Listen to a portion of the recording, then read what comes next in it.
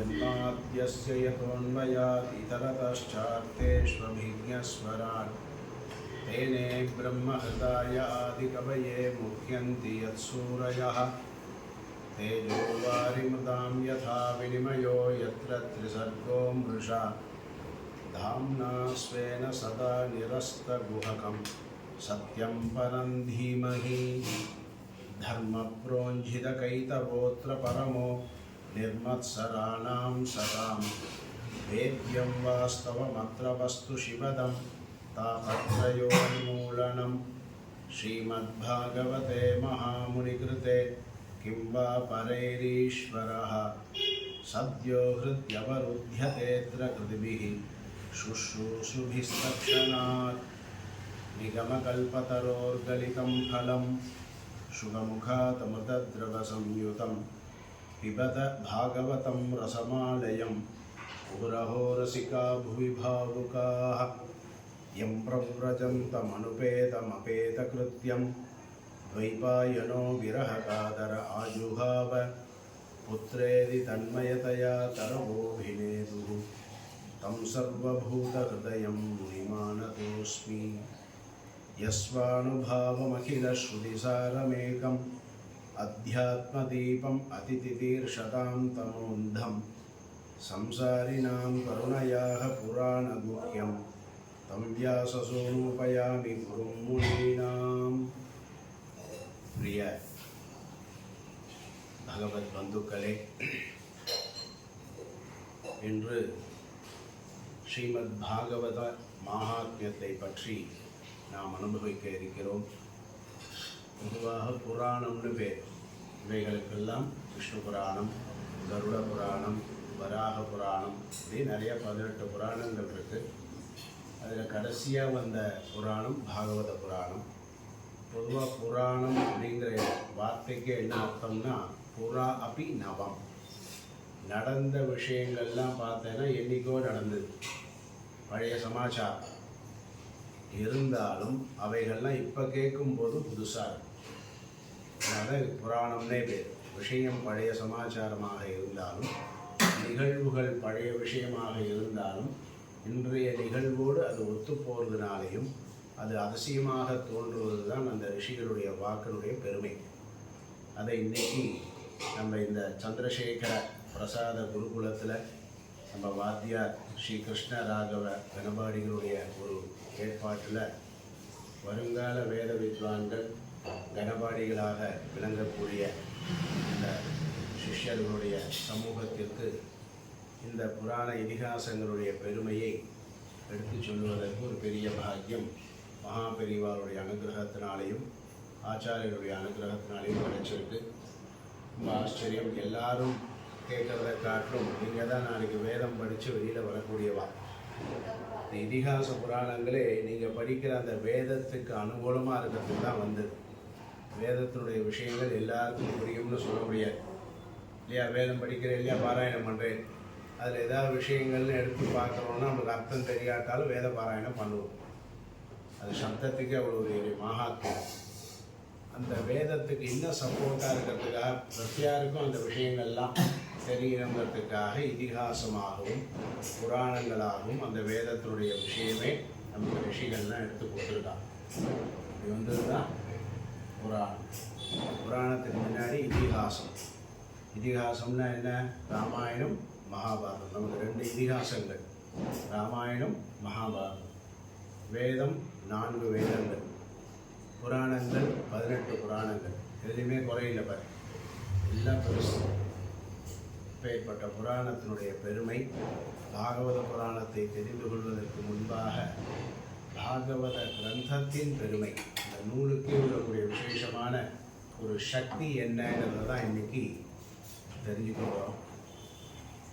கோகர்ண உபாக்கியானம் அப்படின்னு இதுக்கு தலைப்புக்கு பேர், பாகவத மகாத்மியம். இதில் நமக்கெல்லாம் என்ன ஒரு செய்தி, எந்த விஷயமாக எந்த கட்டமாக இருந்தாலும் அதுலேருந்து நமக்கெல்லாம் ஒரு செய்தி கிடைக்கும். அந்த மாதிரி இந்த கோகர்ண உபாக்கியானத்தினால கிடைக்கக்கூடிய விஷயம் என்னன்னு பார்த்தா, நமக்கு வாழ்க்கையில் என்ன நடந்துருக்கோ, எது கிடைச்சிருக்கோ அதை வச்சு சந்தோஷப்பட்டுருக்கணும். அதே மாதிரி மகான்கள் பெரியவாருடைய ஆசீர்வாதம், கோயிலேருந்து போயிட்டு வரோம், ஏதாவது பிரசாதம் தரா, அந்த பிரசாதத்தெல்லாம் மரியாதையாக ஸ்வீகரிக்கணும். அதை நாம் அலட்சியம் செய்தால் என்ன ஏற்படும் அப்படிங்கிறதுக்கு தான் இன்றைய கதை. ஒரு பெரியவா, ரிஷிகள், ஞானிகள் நமக்கு அக்ஷதை கொடுப்பா, பெரியவாரை சேவிச்சா ஒரு பழம் கொடுப்பா, குங்குமம் கொடுப்பா இல்லையா? அதை பக்தி ஸ்ரத்தையோடு நாம் வச்சுக்கணும். ஆற்றுல கொண்டு போய் எல்லாருக்கும் கொடுக்கணும். அதை இப்படி வாங்கி இப்படி கீழே போட்டால் போச்சு. அதை அலட்சியம் செய்தால் எவ்வளோ பெரிய நஷ்டம் அப்படிங்கிறது தான் எடுத்தடுப்புலேயே நமக்கு இன்றைக்கி ஒரு சரித்திரம் தெரிய போகும். ரொம்ப அற்புதமான சரித்திரம். என்ன சரித்திரம்னா, துங்கபத்ரா நதி தீரத்துக்கிட்ட ஒரு பிராமணர் இருந்தார், ஆத்மதேவர்னு பேர். நம்ம பிராமணனுடைய சரித்திரம் தான். நதி தீரத்தில் தான், அந்த காலத்துலலாம் பிராமணாலாம் எங்கே இருப்பான்னா நதி தீரத்தில் தான் இருப்பார். இந்த நதியை தாண்டி அந்த பக்கம் போக மாட்டாங்க. எல்லா கோயில்களையும் பாரு, எல்லா ஊர்லேயும் நதி இருக்கும், அதை சுற்றி ஒரு பெரிய அக்ரஹாரம். வேதாத்தியனம் பண்ணிட்டு வேத ஒளி அதை பெருமாளுக்கும் சொல்லிட்டு நாம் பண்ணுற வேத பாராயணங்கிறதே லோகக்ஷேமந்தான். பெருமாளுடைய மூச்சு காத்து தான் வேதம் இல்லையா? எது இருக்கோ இல்லையா, எது இருக்கோ இல்லாமல் இருக்கக்கூடாது, மூச்சு இல்லாமல் இருக்கக்கூடாது இல்லையா? கண்ணு கொஞ்ச நாளைக்கு செயல்படாட்டா பரவாயில்ல, கை கொஞ்ச நாளைக்கு செயல்படாட்டா பரவாயில்ல. ஏதாவது ஒன்றுனா முதல்ல என்ன பண்ணி பார்க்குறோம், மூச்சு இருக்கான்னு பார்க்குறோமா? அந்த மாதிரி மூச்சு காற்று தான் பெருமாள். அந்த மாதிரி பெருமாளுக்கு எது இருக்கோ இல்லையோ, ஆபரணங்கள் வேறு எல்லாம் இருக்கோ இல்லையோ, வேறு எல்லா பாராயணங்களும் நடக்கிறதோ இல்லையோ, பெருமாளுக்கு வேதம் கேட்டுகிட்டே இருக்கும். அப்பேற்பட்ட வேதத்தை பாராயணம் பண்ணக்கூடிய பாக்கியம் நமக்கெல்லாம் கிடைச்சிருக்கு. நீங்கள்லாம் எல்லாரும் வருங்கால எதிர்வேத கணபாடிகள் இல்லையா? நல்லா வேதாத்தியனம் பண்ணக்கூடிய பாக்கியம் இருந்தால் தான் அதெல்லாம் கிடைக்கும். அந்த பாக்கியம் உங்களுக்கெல்லாம் கிடைச்சிருக்கு. உங்கள் பெற்றோர்களும் இங்கே கொண்டு வந்து சேர்த்து நல்ல ஆச்சாரியன்ட்ட விட்டுருக்கா. அதனால் உங்கள் பெற்றோர்களுக்கும் நன்றி சொல்லி, நீங்களும் இந்த வித்யாலயத்தில் நல்லா படித்து பெரிய ஆளாக வந்து பாடசாலைக்கும் குருக்கும் ஒரு பெரிய பேரை சேர்க்கணும்னு உங்களை வாழ்த்தி இன்றைய பாகவத புராணத்தினுடைய பெருமையை தொடங்குகிறேன். துங்கபத்ரா நதி தீரத்தில் பக்கத்தில் இருந்தார் ஆத்மதேவர்னு பேர். எல்லா வேதங்களும் படித்து நல்ல ஒரு ஞாதி, ஞானவான். அவருக்கு மனைவி துந்துலின்னு பேர். அவருக்கு என்ன பேர்? துந்துலி அப்படின்னு மனைவி. நல்ல கிரகஸ்தாசிரமத்தை நல்லா நடத்திட்டு வரா. சில பேருக்கு நல்லா அப்பாவாக இருப்பா, அம்மா சில பேருக்கு சரியாக இருக்க மாட்டா, கோபக்காரலாக இருக்கும்.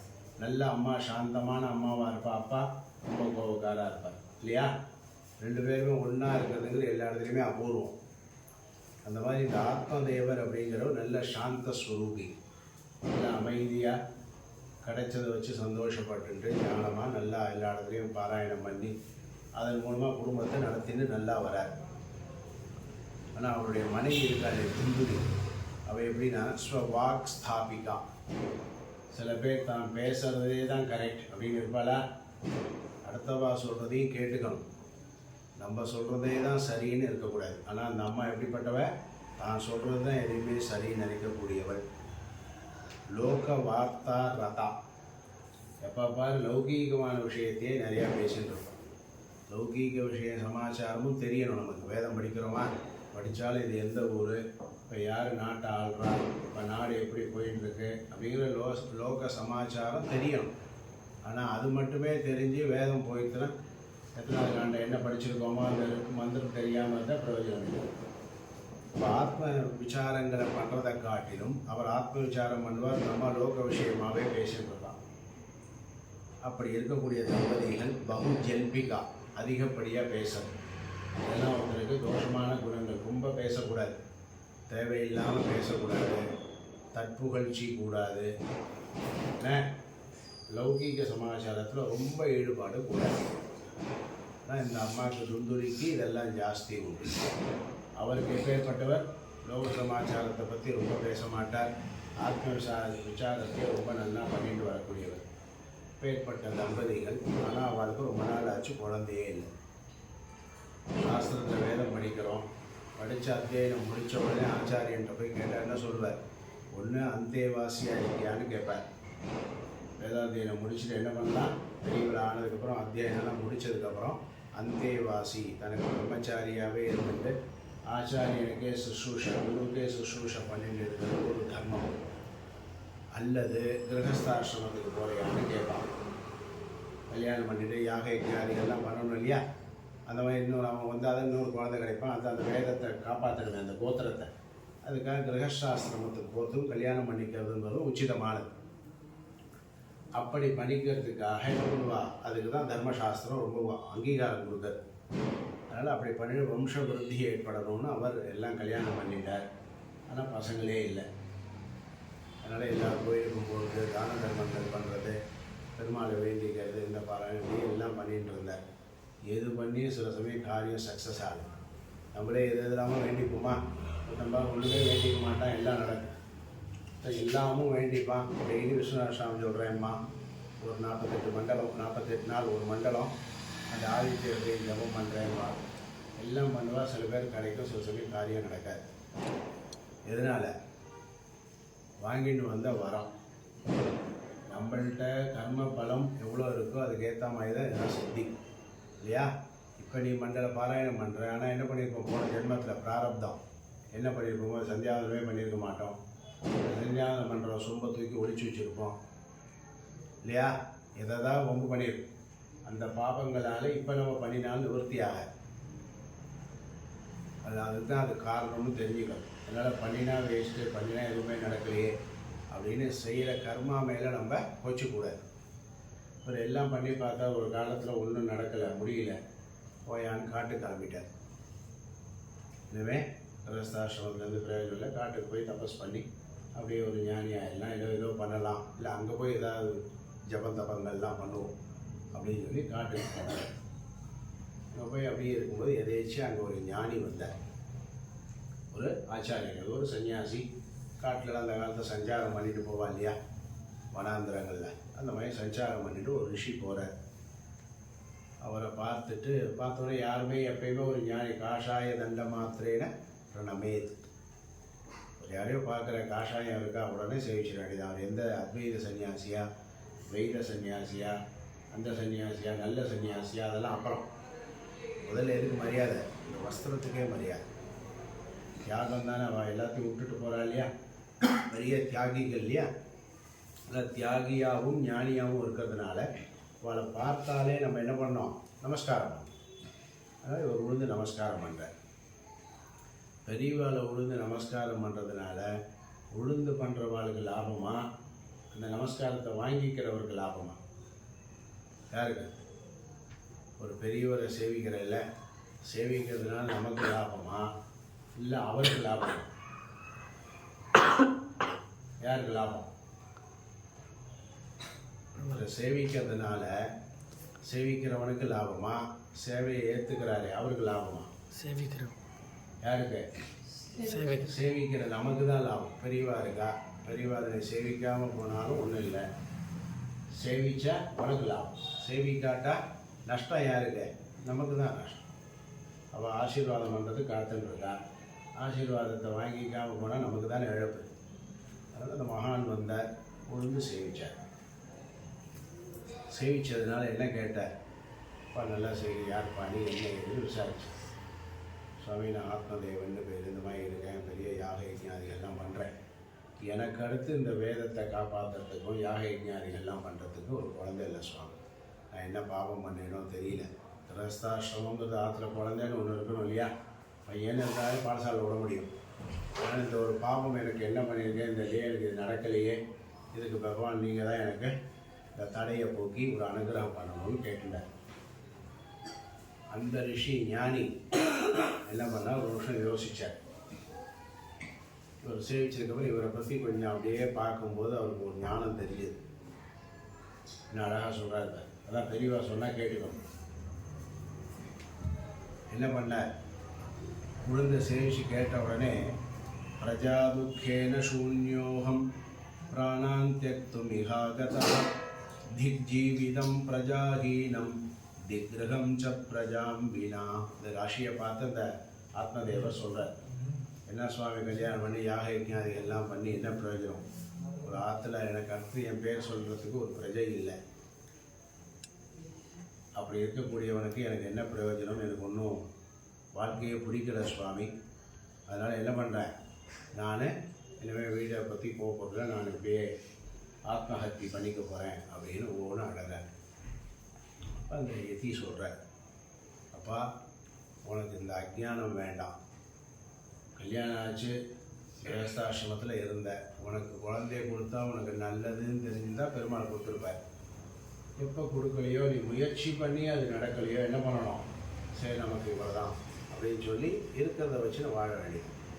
அடுத்தாது குழந்தை இல்லையா, அந்த குழந்தைக்கு வேதம் சொல்லிக் கொடு, அந்த குழந்தைக்கு தீபாவளி வஸ்திரம் வாங்கி கொடு, அந்த குழந்தைய கொஞ்சம், அந்த குழந்தைக்கு இன்னும் ஏதாவது பண்ணு. இப்படி நம்மளுடைய முயற்சியை பண்ணணும். முயற்சியை மீறியும் காரியம் நடக்கலைன்னா என்ன பண்ணணும், மாற்றி யோசிக்கணுங்கிறா இல்லையா, அதான் மாற்றி யோசிக்கணும். மாற்றி யோசிங்கிற இந்த ரிஷி வேண்டாம், அதை பற்றி இனிமேல் குழந்தை வரலையே வருத்தப்படாத, வேண்டாம் உனக்கு வர வேண்டான்னு தான் பெருமாள் கொடுக்கல. அதனால் நீ அடுத்த குழந்தைகளை உன் குழந்தையாக நினச்சின்னு நீ வேதாத்தை எல்லாம் சொல்லி கொடுத்து ஆத்த கவனிப்பா. பெற்றால் தான் பிள்ளையான்னு ஒரு பழமொழி உண்டு, சரியா? ஒருத்தருக்கு கல்யாணம் ஆச்சு, குழந்தையே இல்லைன்னா அவருக்கு குழந்தை இல்லைன்னா எதிர்த்து இத்தனை குழந்தை பேர் இல்லை, நம்ம குழந்தை தானே. எனக்கு ஒரு பையன்தான், நேற்று வரைக்கும் ஒரு பையன் பெங்களூரில், இன்றைக்கி ஏறி சென்னைக்கு வந்தோடனே எத்தனை குழந்தை, 25 குழந்தை ஆகிட்டேன் இல்லையா? 20 எவ்வளோ குழந்தை பேர். அப்போது அந்த மாதிரி இருக்கிற குழந்தைகளை ஏற்றுண்டு சந்தோஷப்பட்டுன்னு அதுகளுக்கு எல்லாம் பண்ண வேண்டிதான். அதில் வாழ்க்கையை திருப்திப்பட்டு பார்க்கறான்னு அந்த ரிஷி ஞானமாக சொன்னார். அவன் என்ன சொன்னான், அதுக்கு நான் சுவாமி இப்படி சொல்லிட்டு, வாழ்க்கையில் குழந்தை குட்டியோடு இருக்கிறது எவ்வளோ ஆனந்தம் தெரியுமா, அதுதானே சம்சாரம்னு பேர். பேரம் பேத்தி மடி தேதி உட்காந்துட்டு அது மாதிரி சௌக்கியம் வருமா? உங்களுக்கு என்ன தெரியும், நீங்களும் சன்னியாசி, இந்த அருமை உங்களுக்கு தெரியாது அப்படின்னு என்ன பண்ண, எதையே பார்த்து கேட்டேன். அதனால் நீங்கள் உங்கள் வாழ்க்கைங்கிறது ஒரு கரடு முரடான வாழ்க்கை, எங்கள் வாழ்க்கை இனிதான வாழ்க்கை. கல்யாணம் பண்ணால் குழந்தைன்னு இருக்கணும், அந்த மாதிரி ஒரு சௌக்கியம் இருந்தால் தான் சுவாமி ஒரு வாழ்க்கை. அதை விட்டுட்டு இதெல்லாம் இல்லைன்னா பிரயோஜனம் இல்லை. முடிஞ்சே அதுக்கு எதாவது அனுகிரகம் பண்ணுங்கன்னு திருப்பி கேட்டார். அவர் சொன்னார், சப்த ஜன்மாவதி தவ புத்திரோ நைவ நைவச்ச. என்ன சொல்கிறார், ஞானிக்கு தெரிஞ்சு போய், உனக்கு இப்போ இல்லைடா கண்ணா, நீ என்ன 7 பிறவி எடுத்தால் கூட உனக்கு என்ன கிடையாது, குழந்தை கிடையாது. இந்த பிறவினே இல்லை, என்ன 7 பிறவி எடுத்தாலும் உனக்கு சந்ததி கிடையாது அப்படின்னு விகிக்கப்பட்டிருக்கு. உன்னுடைய கர்மா பலன் அப்படி. அதான் நீ என்ன பண்ணாத, கிரகஸ்தாசிரமத்தில் மாட்டிக்காத, திருப்பி கல்யாணம் பண்ணு, குழந்தை எல்லாம் எதிர்பார்க்காது. உனக்கு ஏதோ சரியில்லை, லைட்டு இருந்தாச்சு, இப்படியே நீ என் கூட ஞானம் ஏற்றுண்டு சன்னியாசம் வாங்கிட்டு என் கூடயே வந்துடுன்னார். இதுதான் ஞானி சொன்ன உபதேசம் இல்லையா?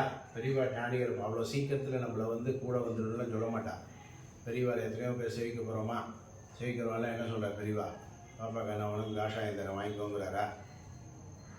பெரியவா சேவிக்க போகிற இல்லை, வா கண்ணா நல்லா இருக்க, வெள்ளை வேட்டியை கவுத்துருந்தா காஷாயத்தை கட்டி அப்படின்னு அவர் தான் சொல்ல போகிறாரா? சொன்னால் நம்ம தான் போகிறோம் இல்லையா? ஒருவெல்லாம் கூப்பிட்டு மனத்தில் வச்சு சுவாமி ஆக்கிட்டாருன்னா போமா, நம்மளும் போக மாட்டோம், அவளாம் ஆக்க மாட்டான். அதுக்குன்னு ஒரு கர்மம். இப்போ ஒரு சுவாமி ஆக்கியிருக்காளா, வேத வித்வானாக இருந்தவர், அவளுக்கு தான் தெரியும் யாருக்கு எந்த ஸ்தானத்தில் யார் வரணும்னு அவளுக்கு தான் தெரியும். அப்போ அவள் கூப்பிட்டானா போயிடும். இல்லை சுவாமி நான் வரமாட்டேன்னு அந்த மாதிரி அவர் கூப்பிட்டார்.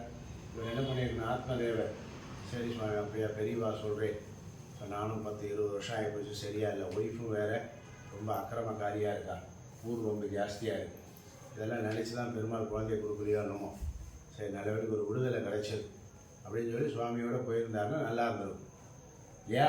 அதுதான் அந்த ஞானியும் சொன்னார். அதான் பெரியவா சொன்னதை கேட்கணும். இதை என்ன பண்ணார் தெரியுமா, நீயும் ஆச்சு, உன் சன்னியாசமும் ஆச்சு, ஏதோ கேட்டு ஞானி வந்தீரேன்னு உங்களை கேட்டேன், என்ன பண்ணுறேன் நீ இப்படி சொல்கிறீரே, ஏதோ சன்னியாசிகள் ஞானிகள் என்ன போட்டாலும் அனுகிரகம் பண்ணுறதை விட்டு நீங்கள் வேறு மாதிரி சொல்கிறீங்களேன்னு இன்னும் வற்புறுத்தி அவரை விந்த பண்ணார், வற்புறுத்தி கேட்டார். சரி, சில பேருக்கு என்ன பண்ணுவா, சொன்னால் தெரியாது, சில பேருக்கு பட்டாதான் தெரியும்னு ஒன்று இருக்கு. பட்டா அந்த பக்கம் போகாதா, கல்லாக இருக்குது, பார்த்து பல்லாக இருக்குதுன்னு ஒருத்தன் சொல்லலாம். நீ என்ன பண்ணுவோம், பல்லாக இருக்க பிறகு அந்த வழியில் போகாமல் வேறு வழியில் போகணும். ஒரு மாட்டு சொல்கிறேன், நான் பள்ளமாக இருந்தாலும் தாண்டி போவேன், போய் புத்துன்னு விழுந்தா, ஓஹோ பள்ளம் இருக்குது, அவர் சொன்னது உண்மை தான் தெரிஞ்சுக்கிறதுக்காக போய் கொள்ளுன்னு விழுவியா? இல்லைல்ல. ஆனால் இவர் என்ன பண்ணார், அதெல்லாம் இல்லை. இந்த ஜென்மாலே எனக்கு குழந்தை வரும், உங்கள் அனுகிரகம் தான், அதுக்கு எதாவது ப்ளஸ் பண்ணுங்கன்னு. விவேகேன பவேத் கிம் மே புத்திரம் தேஹி பலாதபி நோச்சேத் அஜாமியகம் பிராணான் त्वदग्रे शोकमूर्छिता. இல்லை சுவாமி, எனக்கு ஏதோ உங்கள்கிட்ட தபசக்தினால எனக்கு ஏதாவது ஒரு அனுகிரகம் பண்ணி ஒரு புத்திர பிராப்தி ஏற்படுத்தினாதான் நான் திருப்பி ஆற்றுக்கு போவேன், இல்லை உங்கள் பின்னாடியே நான் நெருப்பில் குதிச்சுடுவேன். யார்? இந்த ஆத்மதே சொல்லிட்டு, புத்திராதி சுகஹீனோயம் சந்நியாசா சுஷ்க ஏவஹி கிரகஸ்தா சரசோ லோகே புத்திர பௌத்திர சமன்விதா. அதனால் சன்னியாசியாக இருக்கிறதுங்கிறது ஒரு வரட்டு வாழ்க்கை. நான் என்ன பண்ண போகிறேன், இதில் இருக்கிறது தான் பெரிய சிறப்பு அப்படின்னு சொல்லி எனக்கு எதாவது ஏற்பாடு பண்ணணும்னு கேட்டார். பார்த்தா ரிஷி, ஆனால் இவ்வளோ சொல்லி அவன் கேட்க மாட்டேங்கிறான், சரி ஒரு நல்லது பண்ணுவோம் அப்படின்னு சொல்லி என்ன பண்ணுற, ஒரு பெருமாளை வேண்டிட்டு ஒரு பழத்தை தரேன். என்ன பண்ணேன், மந்திரிச்சு ஒரு பழம் தரேன், அதான் பிரசாதம். இவ்வளோ சொல்லி கேட்கல, சரி ஏதோ நல்லது நடக்கட்டும்னு ஒரு அவனுடைய பாபத்தெல்லாம் அழித்து ஒரு நல்ல குழந்தை பிறக்கட்டும் அப்படின்னு நினச்சி என்ன பண்ணுற, ஒரு நல்ல பழத்தை தரேன். பெரியவா குங்குமமோ அக்ஷதையோ கொடுத்தா என்ன பண்ணிக்கணும், உடனே வேஷ்டியில் முடிஞ்சிட்டு தலையில் போட்டுக்கணும். ராத்திரி வந்தோடனே பூஜை ரூமில் வைக்கணும், அதை உடனே எடுத்துக்கணும். ரொம்ப சந்தோஷம். சரி, ஞானி நல்ல வேலைக்கு இதை கொடுத்தாருன்னு சொல்லிட்டு அவர் என்ன சொல்ல, இதம் பக்ஷய பத்னியாத்வம் தத புத்திரோ பவிஷ்யதி. தப்பகனா நீ கேட்டேன் சொன்னால் கேட்கல, உனக்கு குழந்தைன்னு வந்தால் உன் வாழ்க்கையில் நிம்மதி இருக்காது, வேண்டான்னு கேட்டால் நீ கேட்கல. சரி, உனக்கு குழந்தையால் நிம்மதி கிடைக்கிறதுக்கு உன் பாவத்தை அடிக்கிறதுக்காக வேண்டிட்டு ஒரு பழம் தரேன், அதை நீயும் உன் ஒய்ஃபும் சேர்ந்து சாப்பிடுப்பா, உனக்கு நல்ல குழந்தை பிறக்கும்னு சொன்னேன். ரொம்ப சந்தோஷம் சுவாமின்னு அவரை சேவிச்சுட்டு பழத்தை வாங்கிட்டு ஆற்றுக்கு வந்தான். பழத்தை வாங்கிட்டு ஆற்றுக்கு வந்தான். வந்து என்ன பண்ணான், ஒய்ஃப்கிட்ட சொன்னான் அபிஷேக், அம்மா அந்த மாதிரி போயிருந்தேன் காட்டுக்கு, நம்ம குழந்தைய இல்லைன்னு ரொம்ப கஷ்டப்பட்டோம், அதுக்காக நம்ம ஒரு ரிஷியை பார்த்தேன், ஞானி என்ன பண்ணால் பிரசாதம் கொடுத்துருக்கேன், இந்த சாப்பிடு அப்படின்னு சொல்லிட்டு கொடுத்துட்டு, நீ சாப்பிட்டுட்டு நானும் எடுத்துக்கிறேன் அப்படின்னு சொல்லி சந்தியானம் பண்ணுறதுக்கு கோயில் போகிறதுக்கு பாராயணத்துக்கு கிளம்பிட்டேன். இப்போ தான் விஷயம், பிரசாதத்தை கொடுத்தவனே வாங்கிக்கிறவா என்ன பண்ணணும், சந்தோஷமாக வாங்கிட்டு அதை பிரசாதமாக ஸ்வீகரிக்கணுமா, இப்போ தான் போலா இருப்பார். அவள் என்ன பண்ணா, வாங்கிட்டான். ஓஹோ, இது யார் கொடுத்தா, ரிஷி ஞானி. இப்போ ஞானிகள் சொன்னால் பலிக்கும் அப்படின்னு அவளுக்கு தெரிஞ்சது. ஆனால் இவள் என்னென்னா, இவளுக்கு இந்த குழந்தை பெற்றுக்கிறது, அதை வளர்க்குறது, அதை படிக்க வைக்கிறது, இதெல்லாம் அவளுக்கும் பிடிக்காது. இப்படி வித்தியா காட்டு. சில இடங்களில் பரிகாரம் ஏன் படிக்க மாட்டேங்கிறதுனா, யாருக்கு நீ பண்ணுறையோ அவளுக்கும் அதில் விருப்பம் இருக்கும். ஏதோ அவர் சொல்கிற இவர் சொல்கிறாருன்னு பண்ணினா, பண்ண யாருக்கு பலன் போய் சேரணுமோ அவனுக்கு அதில் விருப்பம் இல்லைன்னா அது பலிக்காது. அதான் இப்போ விஷயம். விஷயம் என்ன பண்ணார், பழத்தை கொடுத்தார். இப்போ ஆத்துக்காரோ கையில் கொடுத்துட்டா. அவன் என்ன யோசிக்கார், லாலனே பாலனே துக்கம் பிரசூதாயாஷ்ச வர்த்ததே வந்தியாவா விதவா நாரி சுகினி சேதி மேமதி. ஒரு எண்ணம் பார். அந்த பொண்ணு என்ன நினைச்சா, வெறும் எப்பயுமே நம்ம இளமையாக இருக்கும். குழந்தை குழந்தைலாம் பிறந்தா என்ன ஆகிடுவோம், பாட்டி ஆகிடுவோமா, அம்மாவாகும். அப்புறம் என்னவாகும், குழந்தை கல்யாணம் பண்ணி பாட்டி ஆகிடும். அப்புறம் நல்லா இருக்காது. அதனால் நம்ம எப்பயுமே யங்காகவே இருக்கணும் அப்படிங்கிறதுனால இதெல்லாம் குழந்தைய பெற்று அப்புறம் 10 மாதம் சுமந்து சரி இதை சாப்பிடக்கூடாது அதை சாப்பிட எவ்வளோ கஷ்டம் தெரியுமா. ஆதிசங்கரர் மாத்திருக்கா பஞ்சகம்னு ஒன்று பண்ணியிருக்கார். என்ன யார், ஆதிசங்கரர் சன்னியாசி. ஆனால் அவர் யாருடைய பெருமையை, சன்னியாசி யாருடைய பெருமையை சொல்லணும், பரமாத்மாவுடைய பெருமையை தானே சொல்லணும். சொல்லியிருக்கார் பஜகோவிந்தம்னு பெருமாளை பற்றி நிறையா சொல்லியிருக்கார். ஆனால் அவர் மெயினாக சொன்னது என்னது, மாத்திருக்கா பஞ்சகம் அப்படின்னு. உலகத்தில் பெருமாளுக்கு கூட நம்ம நன்றி சொல்லிடலாம், அப்பாவுக்கு கூட ஒரு விதத்தில் நன்றி சொல்லிடலாம், ரிஷிகளுக்கு கூட ஒரு விதத்தில் நன்றி சொல்லிடலாம், வேதம் படித்து யாகம் பண்ணி தேவர்களை சொல்லிடலாம். ஆனால் எந்த அம்மா நம்மளை வயத்தில் 10 மாதம் சுமந்து கஷ்டப்பட்டு சுமந்து வளர்த்தாலோ அந்த அம்மாவுக்கு நம்ம எத்தனை பிறவி எடுத்தாலும் நன்றியே சொல்ல முடியாதுங்கிற ஓன்னு அழற. அம்மாவை நினச்சி அழற. யார் அழறா, சன்னியாசி அழற. மாத்திருக்கா பஞ்சகம்னு பேர். ஏன்னா அந்த தாய் உடம்பை கொடுக்காட்டா இன்றைக்கி பிரம்மசூத்திரம்லாம் எழுத முடியுமா? இவ்வளோ பெரிய உலகத்தெல்லாம் சஞ்சாரம் பண்ணி இந்த ஞானம் எனக்கு வந்திருக்கேன், இந்த ஞானத்தை பெறுறதுக்கு எனக்கு ஒரு நல்ல வயத்தில் பிறந்திருக்கேனா, அந்த வயத்தில் சுமந்தது அம்மா தானே. இந்த இவ்வளோ மாதிரி குழந்தைய வேண்டான் இருந்தால் என்ன இருக்கும், எனக்கு இந்த வாழ்க்கை கிடச்சிருக்காது. அதுவும் இல்லாமல் அந்த அம்மா படுற கஷ்டம் இருக்கே, அம்மாவுக்கு தான் தெரியும். அம்மாவை கேட்டுப்பேன், அம்மாவுக்கு தான் தெரியும். இந்த 10 மாதம் நம்ம வயத்தில் குழந்தையா இருந்திருப்போம், தெரியாது. அதனால் அந்த கஷ்டம்லாம் பட்டு அதை பண்ணினதுனால தான் அம்மாவுக்கு பெருமை. ஆனால் இவன் என்ன பண்ண, அந்த கஷ்டத்தெல்லாம் பட விரும்பலை, இதெல்லாம் பட விரும்பலை. அதனால் என்ன பண்ணிட்டான், நைஸாக என்னடா பண்ணலான்னு யோசிச்சா. அப்போ இவருக்கு ஒரு தோழி, தங்க மாதிரி பழகக்கூடியவன், அவள் வந்தா. அவர்கிட்ட அந்த மாதிரி சமாச்சாரத்தை சொன்னான். நம்ம அந்த மாதிரி இருக்குது, சாப்பிட்டா குழந்தை வந்துடுமா, எனக்கு குழந்தை வேண்டாம், நான் என்னம்மா பண்ணுறது என்னன்னா. ஐயோ கவலைப்படாத, எனக்கு ஒரு குழந்தை பிறப்போகுது, நான் மாசமாக இருக்கேன். நான் என்ன பண்ணுறேன், கொஞ்ச நாள் ஆன உடனே என் குழந்தைய உன்கிட்ட கொடுத்துட்றேன். நீ சும்மா மாசமாக இருக்கிற மாதிரி நடி, வயத்தில் எதாவது கட்டின்னு வச்சுட்டு நடி, என் குழந்தைய உனக்கு கொடுத்துட்றேன். நாளைக்கு என் குழந்தை எங்கேன்னு கேட்டால் அந்த குழந்தை ஏதோ 6 மாதத்துலேயே செத்து போயிடுது, ஏதோ சொல்லி நான் சமாளிச்சுக்கிறேன். ஆனால் இதுக்கு பதில் நீ என்ன பண்ணணும், பணம் தரோம். அதுக்கு பதில் நீ என்ன பண்ணணும், பணம். நான் கேட்குற பணத்தை தந்தேன்னா உனக்கு இந்த ஏற்பாடு பண்ணுறேன். இப்படிலாம் ஆள் கிடைக்கிற பற்றியா, கெட்டது பண்ணணுன்னா நிறையா பேர் கிடைப்பான். யாகம் பண்ணணும்னு சொல்லு, நான் சன்னிதானம் பண்ண போகிறேன்னு சொல்லி 2 பேர் விளையாட ஓடி போயிடுவோம். வாடா விளையாடலான்னு கூப்பிட, சன்னிதானம் பண்ண கூட கீழே போட்டு என்ன பண்ணுவான், பேட் எடுத்து ஓடி வந்துடுவோம் இல்லையா, போகுமா இல்லையா. சன்னிதானம் பண்ணலாம், சாஷ்டாமி சொல்லலாம், வாடானா என்ன பண்ணுவான், வேஷ்டிக்கு வைக்கணும், வர முடியாதுன்னு போயிடுவான். வாடா எல்லோரும் கேட்க அண்ணா விளையாட சொல்லிட்டான்னா என்ன பண்ணுவான், சாஷ்டாமி சொல்லவும் கூட ஹரி ஓம்னு கிளம்பிடும் இல்லையா. அது இயற்கை. அந்த மாதிரி இவன் என்ன பண்ணான், நல்லதாக போச்சு, இந்த ஐடியாவுக்கு தான் காத்துன்னு இருந்தேன் அப்படின்னு சொல்லி இவங்கள ஒப்பந்தம் போட்டுனான். சரி, இப்போ இந்த பழத்தை என்ன பண்ணுறது, ரிஷி கொடுத்த பழம் இருக்குது, சாப்பிட்டுட்டா வயிற்றில் குழந்தை வந்துடும், மாட்டுக்கு குடுறி, அவன் கிடைக்கிற பழங்கள் தானே, அப்போ மாட்டுக்கு அப்படின்னு ரிஷி யார் அபிமந்திரணம் பண்ணி எந்த பழத்தை கொடுத்தாரோ இந்த பழத்தை என்ன பண்ணிட்டா, மாட்டுக்கு கொடுத்துரும். ஸோ இப்போ என்ன ஆகி போச்சு, மாடு சாப்பிடும். இப்போது 10 மாதம் எல்லாம் ஆச்சு. பார்த்தா இவளுக்கு அந்த குழந்தை, தங்கையோட குழந்தைய வாங்கி தான் குழந்தைன்னு சொல்லி ஆற்றுக்காரருக்கு கொடுத்துட்டாங்க. அவருக்கு சந்தோஷம் பற்றி ரிஷி சொன்னபடி ஆற்றுல நல்ல குழந்தை வந்துடுதுன்னு சொல்லி அதுக்கு நல்ல 10 நாள் 11 நாள் புண்ணியாவாச்சனம் பண்ணி நாமகரணம், கர்ண காது குத்துறது இதெல்லாம் உண்டு, எல்லாம் பண்ணி உபநயனம் இத்தியாதிகள்லாம் பண்ணி எல்லாம் வளர்த்தார். ஆனால் அந்த பையன் யாருறான்னா, ஏதோ மூலமாக யாருக்கோ பிறந்து இவர்கிட்ட குழந்தையாக வந்தது இல்லையா. ஆனால் அது எப்படி இருக்குது, மகா ரவுடி. அரே மகா ரவுடி. இருக்கிற உபத்திரவம்லாம் என்னென்ன உண்டோ, பொய்யெல்லாம் எப்படி சொல்கிறோமோ அப்படி சொல்லும். துந்துமாரின்னு பேர் அவன். அவன் என்ன பண்ணலாம், அப்பா பேச்சை கேட்க மாட்டான், அம்மாவை மதிக்க மாட்டான். இப்படிலாம் சில பேர் உண்டு இல்லையா. நம்ம அப்படி இல்லை, நம்மளாம் அப்பா அம்மா பேச்சை கேட்குறவா தானே.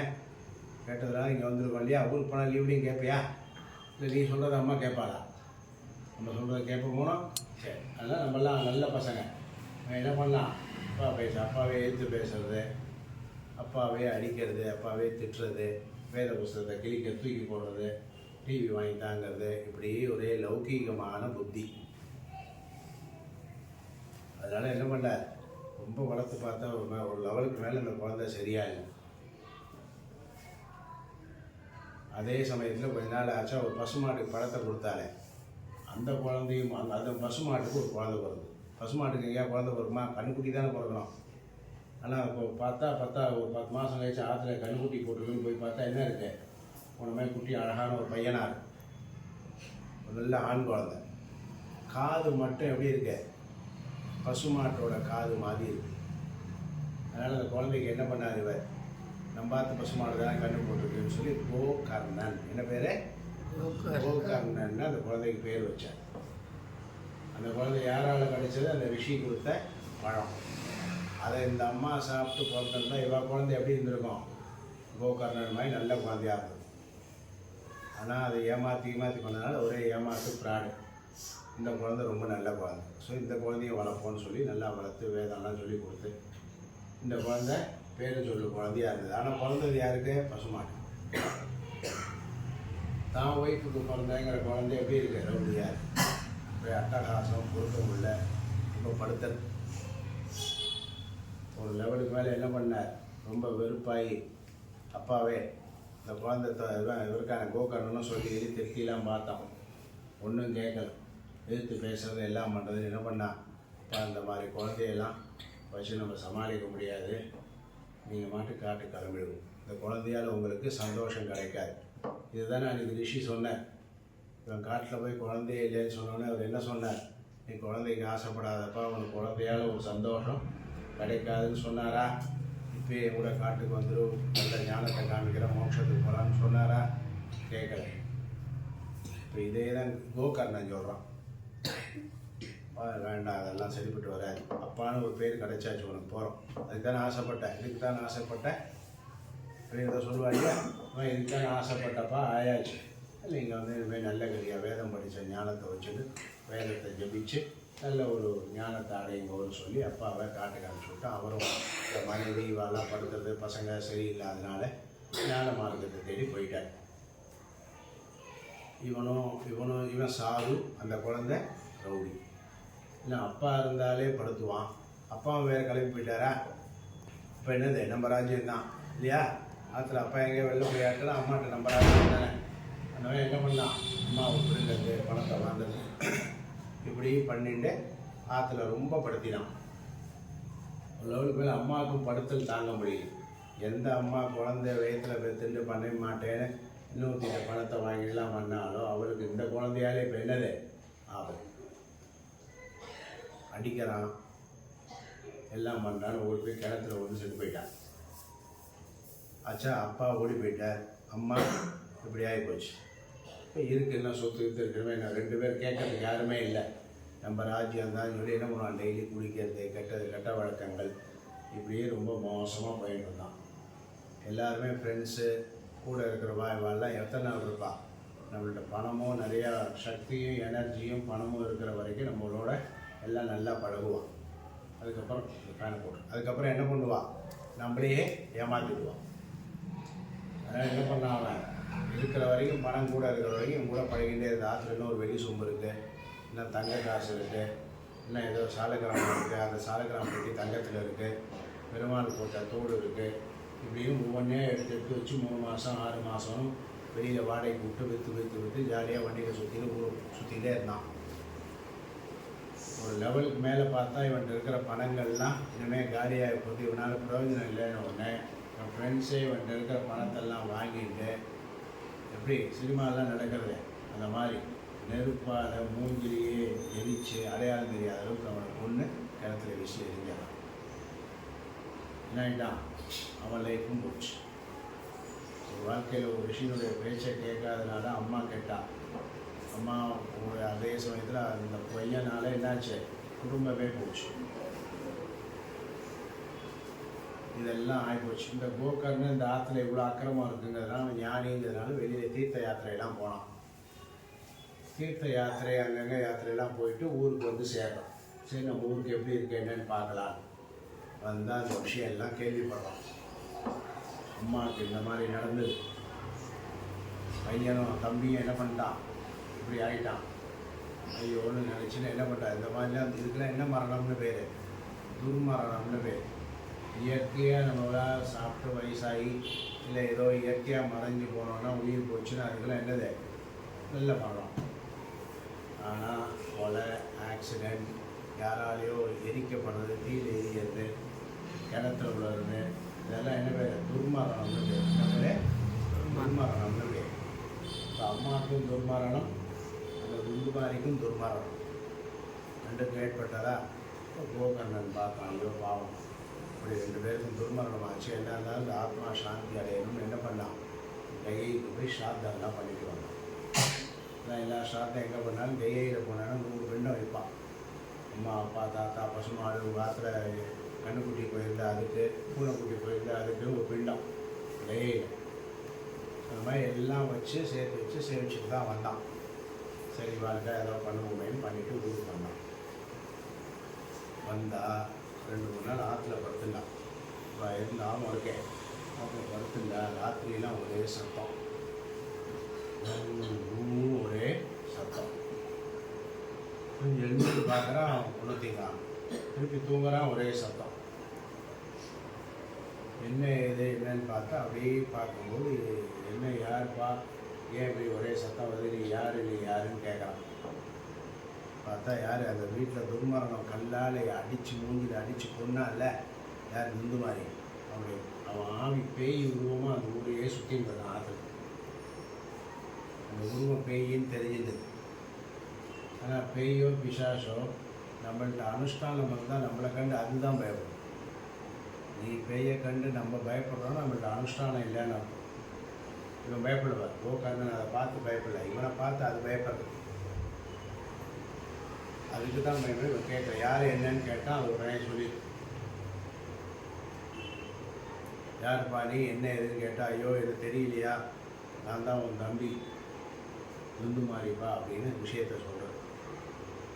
என்னப்பா நீங்கள் இங்கே இருக்க, உனக்கு தான் எல்லாம் நல்ல கதி அடையணும்னு உனக்கும் அம்மாவுக்கும் நான் என்ன பண்ணேன், கையில் போய் பிண்டம்லாம் வச்சுட்டு வந்தேனே, அப்படி இருக்கும்போது உனக்கு எதுக்கு இந்த கதின்னு கேட்குறான்.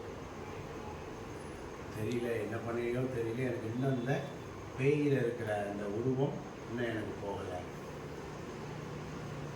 அப்படின்னு அப்போ தான் தெரிஞ்சுக்கிறான். அப்போ தான் வந்து கோகர்ணனுக்கு ஆச்சரியமாக இருக்குது. கையில் பிண்டம் பண்ணிட்டா எல்லா ஷாப்பும் பித்ருக்குரிய ஷாப்பும் போகும்னு சாஸ்திரம். ஆனால் கையில் கொடுத்து கூட இவனுடைய அந்த மரணத்தினுடைய அந்த பாப்பம் இன்னும் போகலைன்னா அவன் எவ்வளோ பெரிய பாதிப்பார் இல்லையா. அம்மா மரணத்துக்கு காரணமாக இருந்தான், அப்பாவை அவ்வளோ குடும்பப்படுத்தினான், தம்பி வேத ஞானியாக இருக்கிறவனை வீட்டை விட்டு துரத்தினான், கெட்ட செயல்களை பண்ணான், புண்ணியம் பண்ணுறமோ இல்லையோ பாபம் பண்ணக்கூடாது. அவன் பண்ண பாவங்கள் எல்லாம் இருந்ததுனால ஜெயில பண்ணி அந்த பாவம் அவனுக்கு நல்ல கதியை அடைய முடியல. அப்போ தான் என்ன பண்ணார், இப்படிலாம் ஆகியும் எனக்கு இந்த நல்ல கதி அடையலையே என்ன பண்ணணும் அப்படிங்கிறதுக்காக கோகர்ணன் பெரியவாழ்க்கெல்லாம் விசாரிக்கிறான். பெரியவாழ்க்கெல்லாம் விசாரிக்கிறான், இந்த மாதிரி துர்மரணம் ஏற்பட்டால் என்னென்ன பண்ணணும்னு சொல்லுவோம். இந்த ஆற்றுல ஆலையே இல்லைப்பா, கையில் பண்ணினால கையில் பண்ணியும் நல்ல கதி அடையலையே அப்படிங்கும்போது எல்லோரும் என்ன பண்ணுறார், சூரியனை உபாசித்து சூரியன்கிட்டயே கேள்வி அப்படின்னு சொல்லவும் சூரியனை ஜெபிக்கிறான். ஏன்னா சூரியனுக்கு தான் பித்ருக்கார கண்ண பேர். சூரியனுக்கு என்ன பேர், பித்ருக்கார கண்ண பேர், இல்லை ஆத்மகார கண்ண பேர். அதனால் அவனுக்கு இந்த ஆத்மா எங்கே போயிருக்கு, என்ன ஏது என்னங்கெல்லாம் அவனுக்கு தெரியும். அதனால் சூரியனை தான் இதுக்கு வழி கேட்கணும் அப்படின்னு சொல்லவே சூரியனை குறித்து தபஸ் பண்ணி ஞானம் ஜபம்லாம் பண்ணி சூரியன் சாட்சாத்காரமாக, சூரியன் சாட்சாத்காரமாக அவனோட என்ன இந்த மாதிரி கதியாச்சே, இவனுக்கு என் தம்பிக்கு இந்த மாதிரி நல்ல கதி அடையணுமே என்னென்ன அந்த சூரிய பகவான் சொல்கிற, ஐயோ இது ஒரே ஒரு சரித்திரம் தான் இதுக்கு நல்லது. வியாசர் பண்ணின பாகவதம்னு ஒரு கிரந்தம் இருக்குது, அது 7 நாள். ஏன்னா எப்பேற்பட்ட சாபத்தையும் போக்கக்கூடிய சக்தி பரிகாரத்துக்கு இருந்தோ இல்லையோ பாகவத பாராயணத்துக்கு இருக்கு. பரீட்சைக்கு அபச்சாரப்பட்டான், அவனுக்கு என்ன பண்ணோம், பாம்பு கடித்து மரணம்னு இருந்தது. ஆனால் அந்த மரண பயத்தையே போக்கி ரொம்ப சந்தோஷமாக நல்ல கதி அடைஞ்சான். அப்போது பாவம் பண்ணி துர்கதி அடையணும்னு நமக்கு இருந்தாலும் இந்த பாகவதம் கேட்கறதுனாலையோ சொல்கிறதுனாலையோ இந்த ஆத்மா நல்ல கதி அடையும்னு யார் சொன்னான், சூரியன் சொல்கிறார். ஓ அப்படியான சொல்லி இந்த பாகவதத்துடைய பெருமையை அவன் தெரிஞ்சுட்டு அவன் என்ன பண்ணுறான், கோகர்ணன் இந்த பாகவதத்தை 7 நாள் யாருக்காக, இந்த துந்துமாரியினுடைய பிரேத உடம்பு இருக்கே, பேய் உருவத்தில் இருக்காங்க, அது நீங்கணும், அவன் நல்ல கதியை அடையணுங்கிறதுக்காக பண்ணினது தான் என்னது, பாகவத பாராயணம். பாகவத மகாத்மியம். பாகவதம்னா என்னன்னே இனிமேல் தான் தெரிய போகுது. ஆனால் பாகவத பாராயணம் முதல்ல என்ன பலனை கொடுக்கும், ஆத்மா நல்ல கதியை அடைவதற்கு இது ஒரு பெரிய பிராயச்சித்தம். அவன் எவ்வளோ பாவம் பண்ணியிருந்தாலும் என்ன பண்ணியிருந்தாலும் அந்த பாவத்தை ஒசுக்கி அவனுக்கு நல்ல கதியை கொடுக்கக்கூடியது பாகவதம். இப்போது 1000 கலையில் போய் ஸ்ராத்தம் பண்ணாலும் சில கரையேறலன்னு தெரிஞ்சால் பண்ண வேண்டியது என்னது, துர்மரணம்னு தெரிஞ்சால் என்ன பண்ணணும், பாகவதம் பண்ணணும். ஆத்மா நல்ல கதி அடையிறதுக்கு பாகவதம்னா சிறப்பு.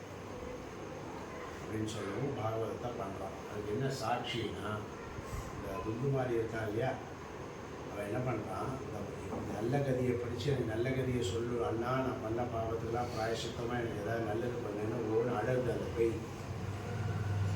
இப்போ என்ன பண்ணுறான், இது இந்த 7 நாள் பாகவத பாராயணத்தை பெரியவாளை வச்சு பண்ணுறேன். அதை கேட்டு கேட்டு ஒரு நல்ல கதி அடையணுன்னே அதை போய் மூங்கில் இருக்குல்ல, மூங்கில் மரத்தில் 7 கணுவில் போய் ஒட்டிக்கிறது. மூங்கில் மரத்தில் போய் ஒழுங்கிக்கிறது. அது ஒழுங்கினதுக்கு அடையாளம் என்னன்னா, இவன் கதை சொல்லி சொல்லி முடிச்சு முதல் நாள் முடிஞ்சதா அப்படி வந்துட்டு பார்த்தா ராத்திரி பட்டுன்னு முதல் 7 கணு இருக்கு, ஒரு கணு உடையும். மறுநாள் 2வது பாராயணம், அந்த 2வது நாள் பாராயணம் முடிஞ்சுன்னா 2வது கணு உடையும். 3வது நாள் 3வது கணு, இப்படி 7 நாள் முடிஞ்சோடனே என்னாச்சு, மொத்த மூங்கிலும் பட்டுன்னு வெடிச்சு அதுவே உடைஞ்சது. அப்போ நல்லாச்சு, பேய் உருவத்தில் இருந்த அந்த ஆத்மா இப்போ நல்ல கதி அடைஞ்சு இந்த உருவத்தை பார்க்கறது. எப்படி ராமர்லாம் சீத்தையோடு திருப்பி காட்டுக்கு வந்தாரா, வரும்பொழுது தசரதர் போய் எல்லாம் சம்ஸ்காரம்லாம் பண்ணியாச்சு. ஆனால் வர்ற வழியில் என்ன பண்ணார் தசரதர், திருப்பி ராமன் காட்சி கொடுத்தார். அந்த காலத்துலலாம் பித்ருக்களை யாகம் பண்ணாலும் சாத்தம் பண்ணாலும் அப்பாவே கையில் வாங்கிப்பாம்பான். அந்த ஸ்ரத்தையோடு பண்ணால் அவன் அப்படியே ஸ்வீகரிச்சுப்பான். இந்த மாதிரி அப்பா அவர் ராமனை நினச்சே போனார் இல்லையா, ராமன் ஒரு கைங்கரியம் பண்ணாமல் போச்சு இல்லை, இவருக்கும் பாசம் அவன் மேலே, அவருக்கும் பாசம். திருப்பி போகும்போது பார்த்தா இந்திரன் சொல்ல கண்டு அப்படியே மேலேருந்து வானுலகத்திலிருந்து தசரதர் காட்சி தரார். அவன் இந்த சக்தியெலாம் உண்டு, தபசக்தினால உண்டு எல்லாம். அந்த மாதிரி துந்துகாரியுடைய அந்த உருவம் இந்த பண்ணின அந்த பாகவத பாராயணத்தினாலையும் புண்ணியத்தினாலையும் என்னாச்சு, போய் நல்ல கதியாக அடைஞ்சான். உடஞ்ச உடனே அவனுக்கு மோட்சம் கிடைச்சி. துர்கதியை அடைஞ்ச அவன் எவ்வளோ பாவங்கள் பண்ணினாவன் என்ன பண்ணான், நல்ல கதையை அடைந்தான். அதனால் இந்த சுகரால் சொல்லப்படக்கூடிய இந்த பாகவதம் இருக்கே, வியாசர் இயற்றின இந்த பாகவதம் அவ்வளோ சிறப்பானது. அதை சார்த்தத்திலையும் நல்ல நல்ல காரியங்கள்லாம் நினைக்கும்போது பெரியவாரும் யார் இறந்தோர் முன்னோர்களை நினைச்சு பண்ண அவ்வளவும் ரொம்ப நல்லது. கிருஷ்ணருக்கும் ரொம்ப பிடிச்சது. புஸ்தகம் வேறு இல்லை, கிருஷ்ணரும் வேறு இல்லைங்கிறது பாகவதம். கிருஷ்ணரே என்ன பண்ணிட்டாராம், இந்த புஸ்தகத்தில் ஐக்கியம் ஆகிட்டாராம். அதனால தான் நார்த்துலலாம் பாகவதமோ ராமாயணமோ சப்தாக நடக்கும்போதுலாம் என்ன பண்ணுவாங்க தெரியுமா, நாளைக்கு சப்தாக பாராயணம், இன்னைக்கு சாயங்காலம் புறப்பாடுன்னா யாருக்கு பண்ணுவோம், நம்மெல்லாம் கிருஷ்ணருக்கு அலங்காரம் பண்ணி தேனில் கூப்பிட்டு போவோம்ல, அப்படி இல்லை.